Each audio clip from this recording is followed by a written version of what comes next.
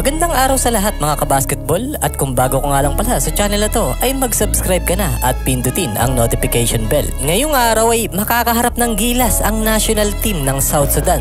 Isa na naman ito sa panibagong hamon para sa Gilas. Dito nga ay kahit paano ay meron pang natitirang pag-asa na sila nga ay makapasok sa Paris Olympic. Pero syempre ay kailangan nga nilang manalo rito sa kupunan ng South Sudan. At bukod pa ron ay kailangan din nilang talunin itong national team ng China. Pero syempre ay hindi rin naman ganun kadaling talunin ang South Sudan at ang China dahil itong mga tunga ay naghahabol din naman ng panalo. At dito nga sa Group M ay nandito nga ang national team ng Angola at syempre ang Gilas, ang South Sudan at ang China. Pero syempre ay hindi pa nga dito nakasalalay ang lahat para makakuha ng spot sa Paris Olympic dahil kailangan nga ring matalo itong Japan. Ang Japan kasi ay may isang panalo at kung sakali bang manalo ang Japan sa kanilang dalawang game, goodbye na nga sa spot para sa Paris Olympic. At kung sakaling may mapatalong game ang Japan at magtabla-tabla sa 2-3 ang standing ng mga Asian team, yung point differential nga ang titingnan dito bilang isang tiebreaker.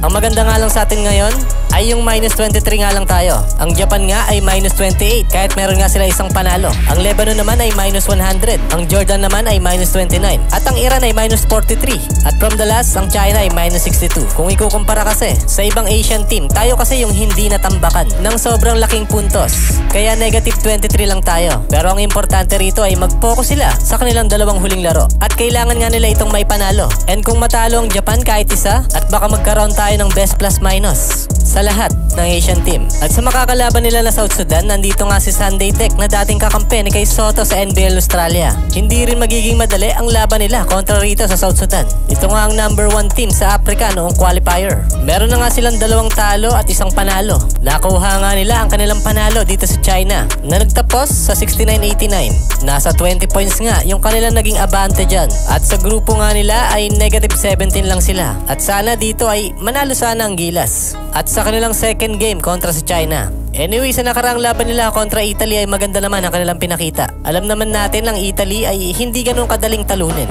At kahit isang beses ay hindi pa nga tayo nanalo dyan. At kung titingnan mo lang yung previous game ay sobrang lala ng tambak sa atin ng Italy dati. Kahit papano ay nakapalag pa rin naman tayo ngayon. 7 points lang no, yung kanilang naging abante nitong Italy sa nakaraan nilang laban. Pero syempre mag-move on na nga tayo. Dahil ang importante ngayon sa Gilas ay manalo ng 2 beses sa kanilang last 2 game. Nakasalalay nga sa kanilang laban ngayon kung sila nga ay magkakaroon ng spot para sa Paris Olympic. At gaya ng sinabi ko kanina ay kailangan nga rin magkaroon ng talo ang Japan kahit isang beses bukod sa 2 panalo ng Gilas kung sila man ay papala rin ngayon. Mag-comment lang ng iyong komento at babasahin natin yan at pag-uusapan.